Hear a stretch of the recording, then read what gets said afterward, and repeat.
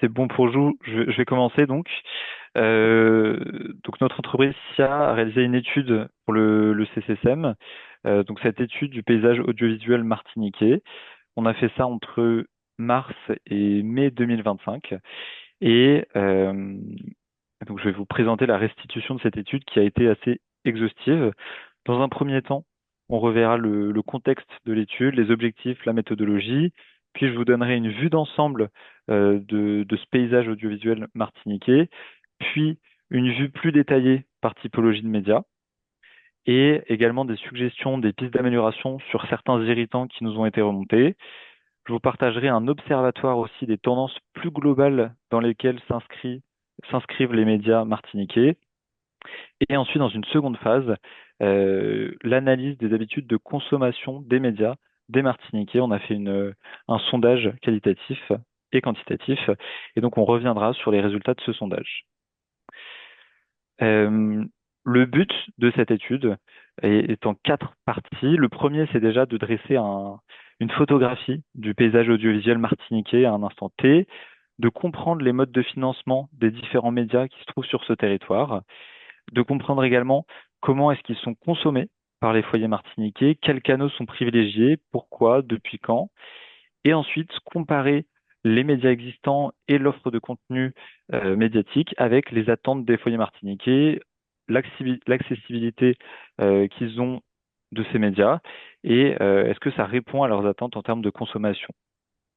Euh, donc, dans une première phase, on a fait à la fois une analyse historique de ce secteur, une analyse aussi plus business avec les différents modes de financement, le modèle publicitaire, les subventions et les autres modes de financement. On a à la fois interrogé des acteurs publics, privés, des associations, donc à la fois du bénévolat et des activités professionnelles. Et on a essayé de comprendre et de positionner ces différents acteurs par typologie.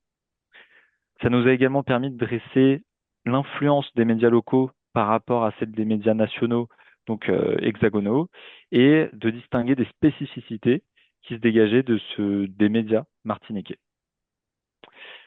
Pour rappel, donc notre méthodologie, on s'est basé sur beaucoup de ressources en ligne, évidemment des études, de l'ARCOM, de Médiamétrie, de l'INSEE. On a interrogé surtout à travers une vingtaine d'entretiens de 30 minutes à 1 heure. On a interrogé des chaînes de télévision, des radios, des entreprises de production, des réalisateurs, des agences de communication et également l'ARCOM Antilles et Médiamétrie. Il y a eu quelques freins à cette étude, c'est-à-dire que toutes les personnes que nous avons contactées n'ont pas répondu. Il y a également eu des absences, notamment parce que certains pensaient qu'il n'y aurait pas de restitution ou de résultats concrets à cette étude euh, qu'on présente aujourd'hui. Voici donc un aperçu des acteurs qui ont été interrogés, les 27 acteurs qui ont été interrogés. Comme vous le voyez, il y a à la fois de la télévision, de la radio, de la production, tous les différents segments du paysage audiovisuel. Et dans une seconde phase, après s'être intéressé aux professionnels, on s'est également intéressé à la population martiniquaise pour comprendre leurs habitudes de consommation, quels médias, quel contenu, quel format, leurs attentes, toujours en termes de contenu, de diversité, etc. Et comment est-ce que les médias répondaient à leurs attentes. Est-ce qu'il y avait suffisamment d'offres? Est-ce qu'elles correspondaient à ce qu'ils cherchaient? Est-ce qu'ils pouvaient facilement y accéder ou est-ce qu'il y a des barrières à l'entrée en termes de prix, par exemple, ou d'accès physique? Et de manière générale, on a essayé de comprendre les tendances générales et les évolutions du marché des médias en Martinique. Au niveau de la méthodologie pour cette partie, on a envoyé un questionnaire d'une quarantaine de questions à plus de 250 personnes et on a, à partir de ces réponses, pu dégager des grandes tendances. On a croisé aussi avec d'autres études disponibles en ligne afin de s'assurer de la cohérence des résultats. Et donc ce questionnaire contenait à la fois des questions ouvertes et plutôt générales sur la consommation des médias, mais aussi des questions plus précises sur la télévision, la radio, le cinéma, etc. Je vais commencer maintenant par vous présenter l'état des lieux global du paysage audiovisuel de la Martinique qu'on a dégagé de cette étude. Le message clé, c'est que tout le secteur de l'audiovisuel, toutes les entreprises qui composent ce secteur ont leurs problématiques spécifiques. Par exemple, sur les chaînes de télévision, il y a un défi de continuer à attirer de nouvelles audiences face au changement de consommation, des habitudes de consommation qui s'opèrent actuellement. Pour les radios, c'est trouver des nouveaux leviers de financement qui soient efficaces et innovants. Pour les agences de communication, c'est réussir à affirmer leur expertise face à de nouveaux acteurs indépendants qui émergent et qui les concurrencent. Et pour la production, donc pour le cinéma, c'est comme pour la radio, de diversifier les modes de financement au-delà des subventions. Et de manière générale, sur les problématiques plus macro, donc à l'échelle du territoire, on a développé la formation à l'échelle locale, la formation audiovisuelle, renforcer le vivier de professionnels mobilisables sur le territoire, c'est donc lié au premier point, et ce qui permettra en fait de recruter à l'échelle locale pour moins dépendre de l'Hexagone en termes de recrutement. Ce qu'on peut voir qui est intéressant, c'est qu'il y a des tendances qu'on observe en France hexagonale qui se retrouvent également en Martinique, notamment sur les modes de consommation des médias, la digitalisation des médias. De plus en plus, les plateformes traditionnelles sont laissées pour les smartphones, les tablettes, les ordinateurs, et on consomme de plus en plus via les réseaux sociaux, via les podcasts. Et donc, les acteurs audiovisuels ont intérêt à développer une présence sur les réseaux sociaux ou sur des applications pour continuer d'être visible. On a également, et ça va de pair, la délinéarisation de la consommation du contenu radio, télévisé ou même cinématographique. Euh, et donc ça se fait de plus en plus en replay, en différé, en preview et plus forcément en diffusion directe. Ça fait que maintenant, enfin, c'est lié au fait qu'il y a de nouveaux acteurs comme Spotify, YouTube, Deezer, Netflix et d'autres qui viennent concurrencer la télévision et les plateformes classiques. Et on constate qu'en Martinique, 40% de la population regardait du contenu sur les plateformes VOD en 2021 déjà. Et enfin, on a une baisse des audiences globales sur les plateformes traditionnelles, notamment la radio et la télévision. C'est une tendance qu'on observe dans l'Hexagone et qui est suivie, même s'il y a un temps de décalage, par la Martinique, ce qui nous ramène à l'importance des réseaux sociaux pour recréer du lien et continuer à s'intégrer dans les pratiques quotidiennes des utilisateurs. Malgré ces tendances qui sont globales, il y a aussi beaucoup de spécificités territoriales propres à la Martinique, notamment sa structure démographique qui est assez particulière, étant donné qu'elle connaît un vieillissement plus important que la moyenne française et un exode des jeunes, notamment les étudiants, qui vont de plus en plus sur d'autres territoires pour se former. Et, euh, et c'est eux dont la consommation média est plus sur les réseaux sociaux et délinéarisée, ce qui explique en partie aussi que la radio et la télévision en Martinique ont toujours une place très forte. Bien sûr, il y a d'autres facteurs qui l'expliquent, mais ça y contribue. Un deuxième point spécifique à la Martinique, c'est le rythme de consommation qui est assez différent de l'Hexagone et qui correspond au mode de vie des Martiniquais, notamment lié aux horaires de lever et coucher du soleil, à un attachement culturel à certaines traditions orales, par exemple, et également l'utilisation de la voiture. Ça se traduit par le fait qu'il y a des pics d'audience sur la tranche matinale, lors des avis de diffusion d'obsèques, ou sur la tranche 19h-20h, qui est la tranche de diffusion du JT martiniquais. Enfin, un autre point qui se dégage, qui est propre à la Martinique, c'est la volonté de la proximité locale, avec beaucoup de chaînes et de radios qui sont locales, qui dominent par rapport à des chaînes nationales.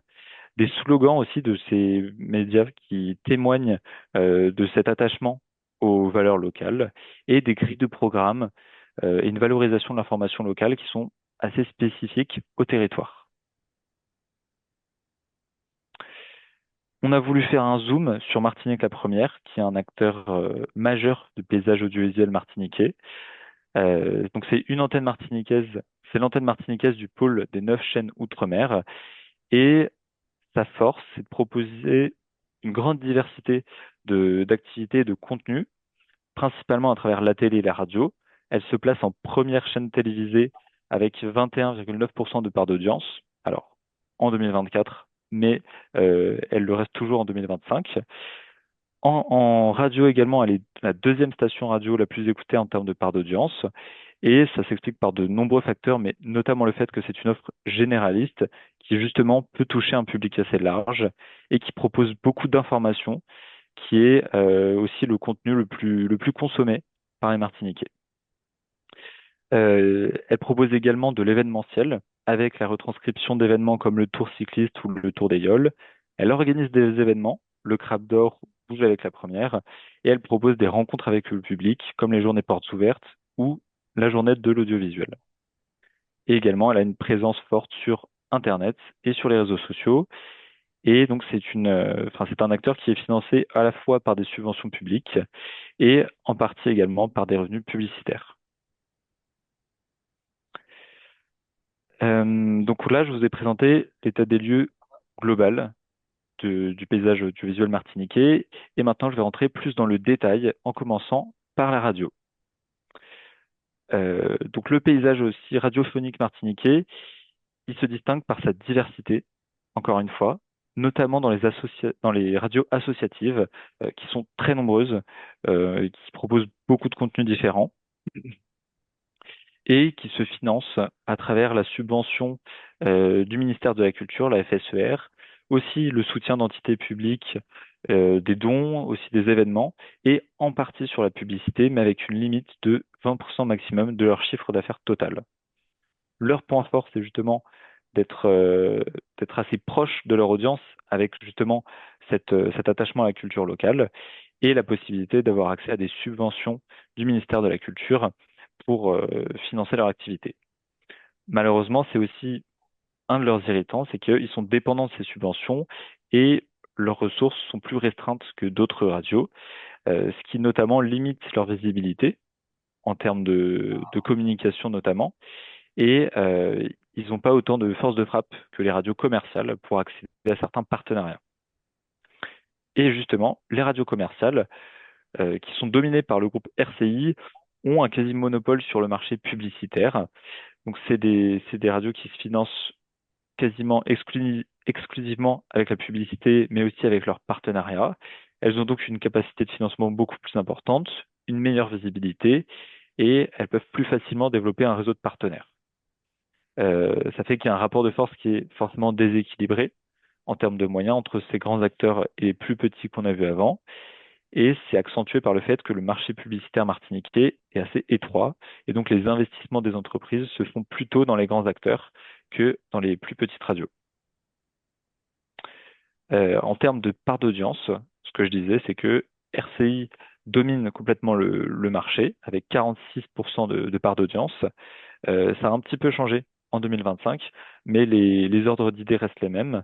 Et ensuite, on a Martinique la première. Donc, ça fait qu'on a peu de radios qui se partagent une grande partie de l'audience totale, alors qu'on a une diversité incroyable en termes de contenu de radio et donc de public cible. Maintenant, pour comprendre pourquoi c'est un média qui est aussi bien implanté dans la culture martiniquaise, il y a beaucoup de leviers qui l'expliquent, notamment le fait que dans les Outre-mer, on a une culture qui est majoritairement orale, que le mode de transport privilégié par les Martiniquais est la voiture, et donc forcément, c'est le média qui est le plus facile de consommer en allant au travail. Donc, en 2022, 83% des actifs martiniquais se rendaient au travail en voiture, ce qui leur permettait d'écouter la radio. Et c'est l'INSEE qui le disait en 2022. Il y a aussi une audience potentielle qui est facile à garder parce qu'en 2021, la majorité des Martiniquais de plus de 60 ans n'avaient pas d'Internet ou d'ordinateur. Forcément, ça favorise l'utilisation de la radio ou de la télévision. Et enfin, les réseaux sociaux, on y revient encore une fois, peuvent représenter une opportunité pour gagner en visibilité et aussi pour étendre son public à une audience qui n'est pas seulement locale, mais aussi par exemple des populations qui sont parties de Martinique et qui souhaitent toujours garder un lien avec leur pays, enfin, leur département. Et donc c'est un paysage qui est assez vivant, comme on peut le voir avec la petite frise chronologique. On a des radios qui ont fermé, mais malgré ça, même en 2021, on a SEM Radio qui arrive. Donc il continue d'y avoir du mouvement, des nouveaux acteurs et des acteurs qui sortent. Petit focus aussi sur le groupe Radio Caraïbes International, qui est un acteur majeur du paysage audiovisuel martiniquais et en particulier de la radio, et qui regroupe RCI, Énergie Antilles et Belle Radio. Donc, trois chaînes avec différents publics qui finalement se complètent, avec RCI qui est plutôt tout public, Énergie, un public plutôt jeune, et Belle Radio, un public plus adulte et senior, et une proposition de valeur qui est à la fois de l'information, mais aussi de la musique antillaise, de la musique urbaine, donc vraiment très diversifié, ce qui explique aussi son, son positionnement et sa force. On avait aussi un sujet qu'on souhaitait explorer, c'était l'accessibilité aux fréquences radio, étant donné que c'est un territoire qui a une topologie particulière. Les ondes ne passent pas forcément partout, mais ce qu'on verra ensuite dans la partie 2, c'est que c'est plus forcément un sujet. Il y a beaucoup moins de problématiques d'accès, et notamment grâce aux expérimentations DAB+, donc la radio numérique terrestre, qui sont en cours avec l'ARCOM depuis 2023, et ça a été encore renouvelé en novembre 2025, avec plus de, je crois qu'à l'heure actuelle, il y a plutôt une quinzaine, vingtaine de radios qui sont concernées et qui bénéficient de ce nouveau moyen de transmission des ondes, qui permet de couvrir une zone beaucoup plus large et donc qui résout en grande partie le problème d'accessibilité aux ondes radio. Et désormais, je vais passer au paysage télévisuel de Martinique. Très rapidement, on a trois temps dans l'histoire de la télévision. Donc, à partir des années 2000, on avait déjà, bien sûr, la télé analogique au début des années 2000, avec 5 chaînes de télé disponibles, mais il était possible d'accéder à d'autres chaînes hexagonales avec canal satellite ou bien des box ADSL. Et la qualité vidéo, c'était de la SD, donc assez standard. En 2010, il y a la TNT qui arrive aux Antilles, 5 ans après son arrivée en Hexagone, et elle donne accès à 10 chaînes gratuites, ce qui fait disparaître Tempo et qui donne accès aux chaînes qu'elle regroupait. Et on augmente aussi la qualité vidéo et audio en passant à la HD. Et en 2024, beaucoup plus récemment, on a eu les premières expérimentations de diffusion UHD sur Martinique la Première lors des Jeux Olympiques.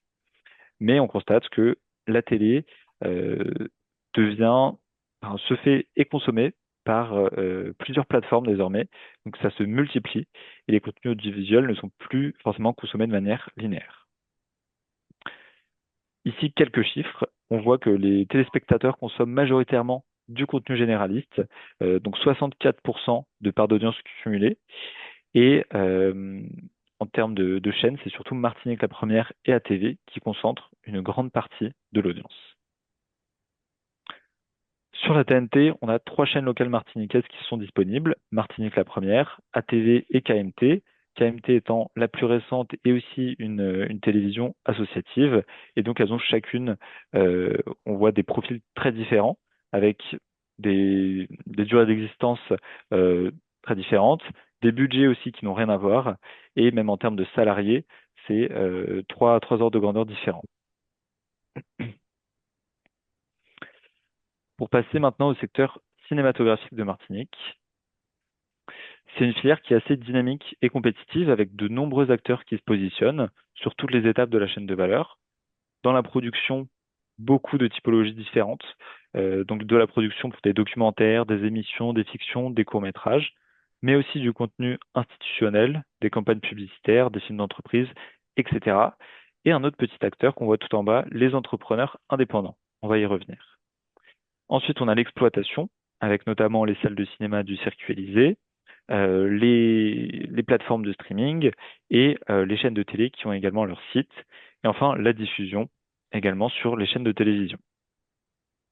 Mais malgré ce dynamisme, on a identifié beaucoup d'irritants et de freins qui nous ont été remontés lors de nos entretiens. Notamment le premier, en commençant donc en haut à gauche, les financements qui sont limités donc aux subventions de la CTM, dont les commissions n'ont lieu que 2 fois par an, et aussi l'impossibilité de disposer du CNC automatique, qui est une aide attribuée automatiquement à certaines entreprises de production qui cochent toutes les cases, et donc il y a une aide automatique, mais qui n'est pas encore disponible en Martinique. On a aussi un manque de formation, je l'avais déjà mentionné, j'y reviens.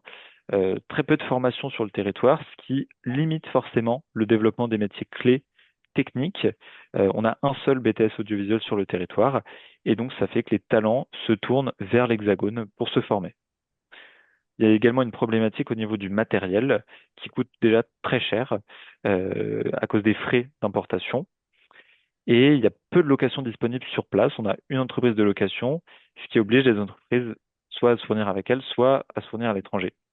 Et également, les conditions météorologiques qui peuvent être plus difficiles avec l'humidité et l'air marin, ce qui fait que certains objectifs, par exemple, de caméra, peuvent se dégrader beaucoup plus rapidement que s'ils étaient dans l'Hexagone, par exemple. On a également une problématique qui nous est remontée de concurrence déloyale avec les sociétés de l'Hexagone, ce qui fait que parfois les entreprises de production hexagonales sous-traitent aux entreprises locales, mais elles ne sont pas forcément les premiers interlocuteurs des entreprises qui souhaitent produire en Martinique. Et également la nécessité de faire venir des intermittents de l'Hexagone lorsqu'il n'y a pas assez de ressources locales.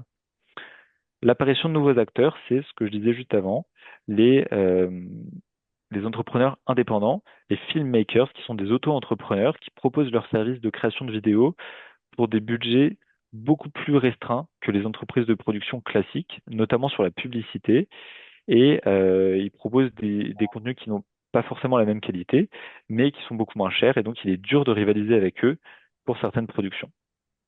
Et enfin, un sujet également sur les longueurs des délais de réponse, parfois de la CTM ou du bureau d'accueil des tournages, sur par exemple les demandes de repérage qui peuvent être un petit peu longues au goût de certaines entreprises.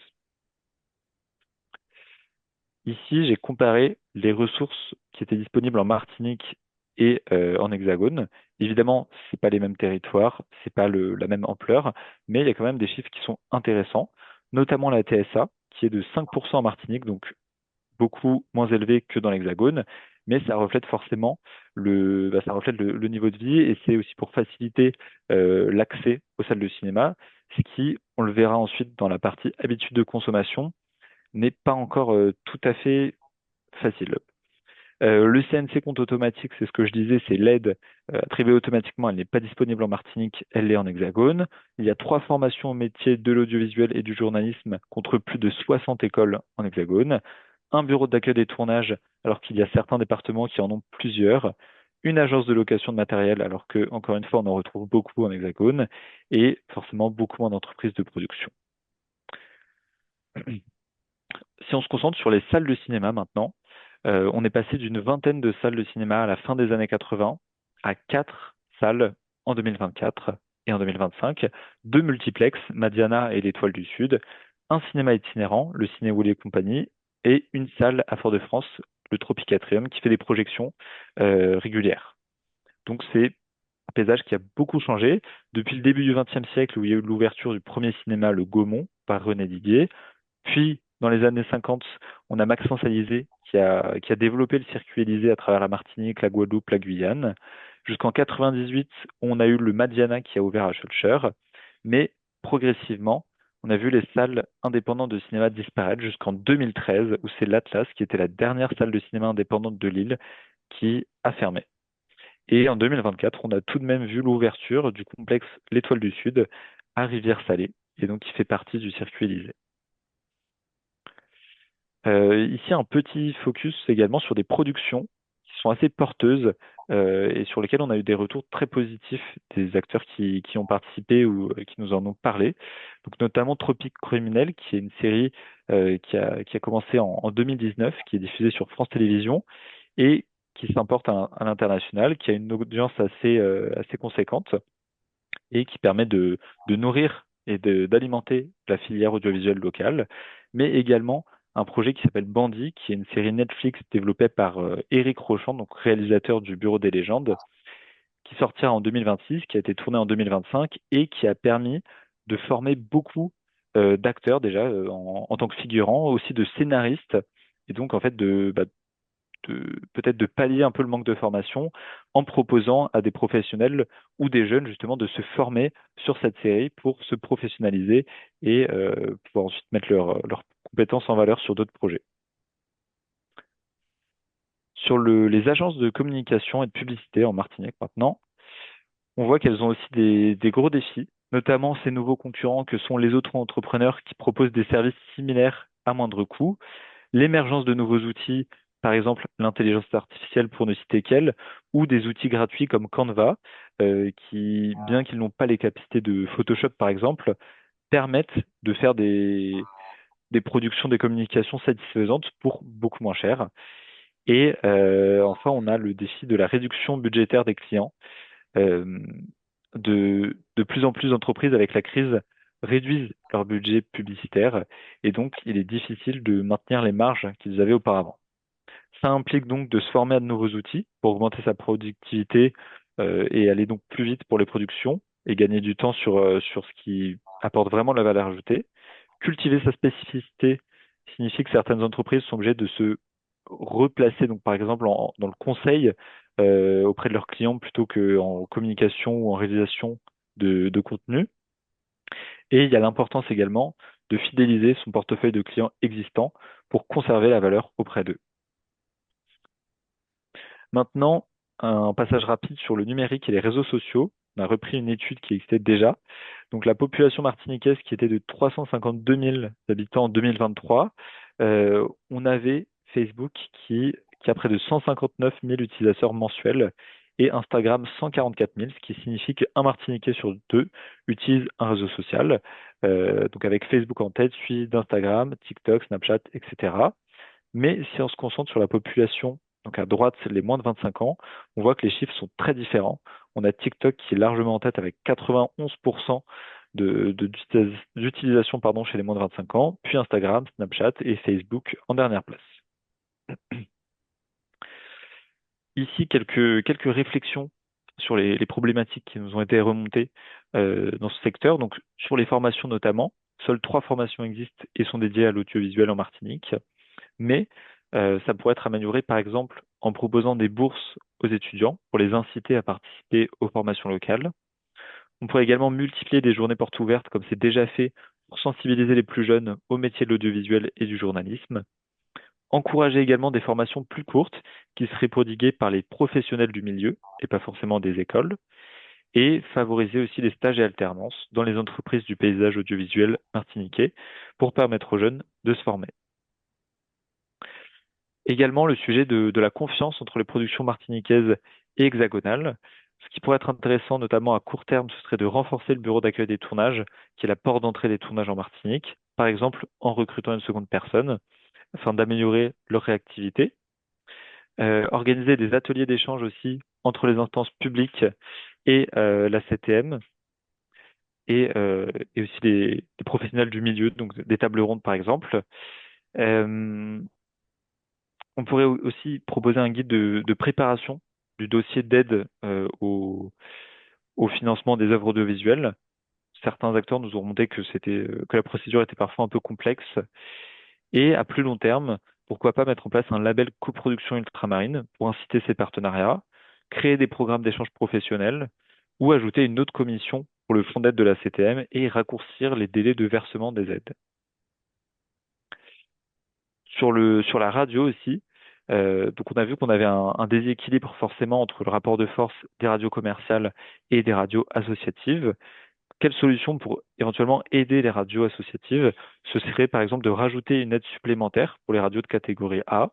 C'est ce que fait la région Occitanie avec l'aide à l'acquisition et à la modernisation du matériel radiophonique des radios associatives, ou bien favoriser les synergies entre radios commerciales et radios associatives. Maintenant, donc l'observatoire des tendances, le but de cette partie, ça a été d'observer des phénomènes assez globaux, comme l'intelligence artificielle ou les réseaux sociaux, et comparer ça avec le paysage audiovisuel martiniquais. Pour les réseaux sociaux, on voit qu'il y a un enjeu assez important, qui est la visibilité et le recrutement aussi d'une audience plus jeune qui consomme son contenu essentiellement sur mobile et essentiellement via les réseaux sociaux. C'est intéressant ici de regarder les chiffres. Je vous laisse un instant pour regarder. On voit notamment que SEM Radio, qui est pourtant une radio associative créée en 2021, a 2 fois plus d'abonnés sur TikTok que Lumina TV ou que RCI, alors qu'elle est beaucoup plus récente.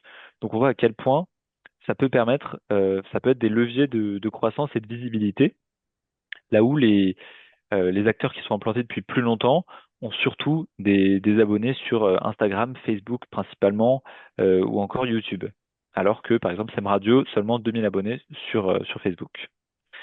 Ce que ça permet, donc, c'est de toucher un public plus jeune, un public plus lointain également, qui peut suivre depuis d'autres pays très facilement sur son feed d'actualité, et également présenter une nouvelle source de financement à travers des sponsors, des partenariats rémunérés ou la participation à des événements, par exemple. Bien sûr, les contenus qui sont partagés sur les réseaux sociaux doivent être enfin, avoir des formats particuliers pour plaire à l'audience, notamment l'authenticité et la proximité, les formats courts et impactants, la collaboration avec des créateurs locaux, qui peut à la fois toucher des nouvelles audiences et aussi rajeunir une image de marque. Et enfin, l'engagement communautaire, c'est tout ce qui est l'échange, notamment à travers des lives ou directement dans les commentaires. C'est l'avantage aussi d'être très proche de sa communauté et de pouvoir interagir avec eux très facilement. L'intelligence artificielle également, forcément un sujet très d'actualité et qui permet de faire des gains en productivité, par exemple sur le montage, faire des best-of, découper des contenus vidéo et ne garder que les meilleures parties pour en faire des reels ou des contenus sur les réseaux sociaux. Pour la traduction de contenu aussi, pour rendre des contenus plus accessibles, il est possible de faire des sous-titrages automatiques, comme le fait déjà Amazon, ou enfin la personnalisation de recommandations.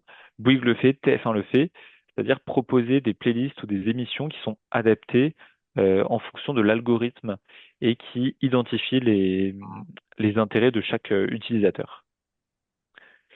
On voit qu'il y a certains usages de l'intelligence artificielle qui sont déjà en cours chez certains acteurs martiniquais à la télé notamment pour traduire certains sous-titres ou pour le doublage de documentaires, et à la radio également pour du sous-titrage, pour de la génération de voix et également création d'avatars. Ici, pour donner un aperçu, il y a beaucoup d'entreprises déjà de grands médias comme TF1, Disney, Brut, Le Monde, New York Times, YouTube, etc., qui l'utilisent dans dans leur processus habituel et ça leur permet de générer de la valeur et gagner aussi beaucoup de temps sans forcément impacter les métiers et les êtres humains qui travaillent dans ces entreprises. Maintenant, on va passer à la deuxième partie qui est l'analyse des habitudes de consommation média des foyers martiniquais. C'est les résultats du sondage croisé avec les études médiamétrie et les sondages de l'INSEE. Au niveau des répondants, on a une majorité de femmes et de résidents de la zone centre, 66% de femmes, 32% d'hommes, et au niveau voilà, des lieux de résidence, hop, 60% de personnes qui sont du centre, Fort-de-France, Schœlcher, Casse-Pilote. Au niveau des profils des répondants, on a quand même une bonne variété des profils et au niveau de l'âge aussi, c'est plutôt bien réparti. Et donc, ça nous a permis de dégager les tendances suivantes. Donc, la consommation de médias se fait principalement pour s'informer et se divertir. 41% des gens, c'est pour s'informer, 26% pour se divertir. Et ensuite, raison professionnelle ou raison éducative. Donc, les répondants souhaitent comprendre la société, son évolution. Et d'autres aussi trouvent que la fonction de lien social est assez importante à travers les médias locaux. Les smartphones sont les supports de consommation favoris de contenu, même devant la télévision, les ordinateurs, les radios. Donc vous voyez, part de répondants, voilà, c'est 92% de smartphones. Et on constate que ces taux d'équipement sont quasiment identiques à la moyenne en hexagone. Et qu'en Martinique, 70% du trafic Internet provient des appareils mobiles. Les contenus, vous voyez qu'on a une très belle répartition de 33, 31 et 36%. Donc les contenus qui sont consommés sont à la fois des contenus martiniquais, des contenus hexagonaux et des contenus internationaux, sachant que les plus grands consommateurs de contenus internationaux sont la tranche d'âge 25-34 ans. Euh, un petit, euh, une petite comparaison aussi sur l'évolution des modes de consommation. On observe le déclin des journaux papier. Donc à la question, lisez-vous encore des journaux papier? On a 61% des répondants qui disent non, jamais. Et pour le reste, c'est plutôt oui plusieurs fois par mois et 10% seulement oui plusieurs fois par semaine. Seulement 2% oui tous les jours. Alors que quand on s'intéresse aux réseaux sociaux, on voit que seulement une personne sur cinq n'a pas eu d'impact des réseaux sociaux dans sa consommation de médias et 4 personnes sur cinq donc ont eu des évolutions. Ils consultent moins les médias traditionnels ou juste ils complètent leur consommation habituelle avec les réseaux sociaux. Si on s'intéresse maintenant à la consommation de la radio, on voit qu'elle est toujours utilisée plusieurs fois par jour, plusieurs fois par mois, par semaine, donc par la majorité des Martiniquais. Donc on n'observe pas d'impact spécifiquement fort. Et si on s'intéresse à la fréquence d'écoute par tranche d'âge, on voit que c'est principalement par les 65 ans et plus, les 55 ans et plus, et plus les tranches d'âge diminuent, moins la fréquence d'écoute est élevée, sachant que euh, la plus basse, c'est donc dans les rarement jamais, c'est entre les 25 et 34 ans. L'écoute radio se fait principalement en voiture et à domicile. C'est déjà ce qu'on disait dans nos premières observations. Et un répondant sur trois utilise des web radios en plus de la radio hertzienne. Donc ça rejoint aussi ce qu'on disait sur la radio terrestre numérique. Enfin, les contenus qui sont écoutés, pardon, sont principalement généralistes et musicaux. Donc ça rejoint complètement ce qu'on avait vu sur les sondages Médiamétrie et ce qui remonte encore maintenant en 2025. On voit aussi que 80% de nos répondants écoutent plusieurs radios, mais que la préférée est RCI pour la plupart. Deux répondants sur trois se disent satisfaits de l'offre radio. Ceux qui ne le sont pas déplorent surtout une superficialité du traitement de l'information et un manque de diversité thématique. Pour la télévision maintenant, encore une fois, on voit qu'elle est consommée au quotidien par 63% des Martiniquais et seulement 15% des répondants ne la consomment rarement ou jamais. Et c'est pareil pour les tranches d'âge. Plus la tranche d'âge est élevée, moins, enfin, plus la consommation est élevée aussi. Les contenus les plus populaires, ce sont les informations, les reportages, les films en troisième place et les séries en quatrième place. Donc surtout le JT et les informations locales. Et en matière de divertissement, on voit que les émissions, pardon, koh Danse avec les stars ou Matinee Quiz reviennent assez souvent. Euh, Au niveau de la corrélation entre l'offre de contenu actuelle et les souhaits, euh, on a un Martiniquais sur trois qui trouve que l'offre de télé n'est pas suffisante parce qu'elle manque de contenu local, de contenu éducatif ou de diversité. Et donc 75% des répondants utilisent des services de streaming pour compléter l'offre de la télévision. Donc voilà ici des verbatims qu'on a eu dans notre sondage. Donc dans les demandes, plus de TV locale avec des programmes de qualité sur la Martinique et la Caraïbe, ouvrir l'antenne aux associations culturelles et caritatives, des émissions éducatives, etc.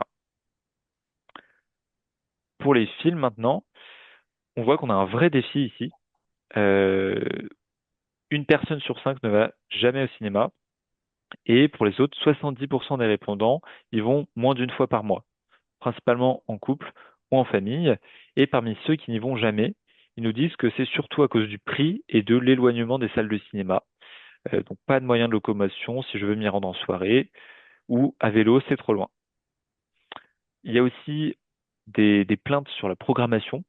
Beaucoup n'y vont que lorsqu'il y a un film culte ou quand un film les intéresse, ils préfèrent les regarder sur leur ordinateur ou sur leur télévision. Ici, voilà, vous pouvez voir la répartition des raisons pourquoi vous n'allez jamais au cinéma et il y a autant de réponses à peu près dans toutes les catégories. Donc c'est assez diversifié. Les plateformes de streaming, forcément, se positionnent en alternative. Entre le cinéma et le streaming, on a 48% des répondants qui préfèrent le streaming et 52% qui préfèrent le cinéma, donc une personne sur deux tout de même. Et parmi les raisons qui font préférer le streaming au cinéma, c'est la possibilité de regarder des films et séries où et quand ils veulent, sans se déplacer, pour moins cher et avec une grande variété de contenus. Euh, Ce qu'on en conclut, c'est donc sur la radio notamment, euh, non pardon, sur le cinéma, qu'on a une problématique d'accessibilité donc au cinéma, et peut-être une volonté d'avoir plus de production locale. Pour la télévision, on constate que c'est un média qui est toujours central, même s'il est beaucoup moins regardé par les tranches d'âge les plus jeunes. Il reste encore un support privilégié, notamment avec l'information et les programmes d'actualité en tête. Pour la radio, pareil, c'est une écoute quotidienne qui reste encore bien présente, bien ancrée dans les habitudes, et aussi grâce à la voiture, et avec une forte dominance de RCI. Et sur les réseaux sociaux, on voit que c'est des plateformes qui sont de plus en plus utilisées en complément des autres médias traditionnels et qui sont un canal de captation, notamment des populations les plus jeunes, assez important, et qui favorisent aussi, enfin les smartphones favorisent aussi une transition vers le délinéaire avec des modes de consommation assez différents des médias. Et voilà, sur ce, je vous remercie, j'ai terminé ma présentation.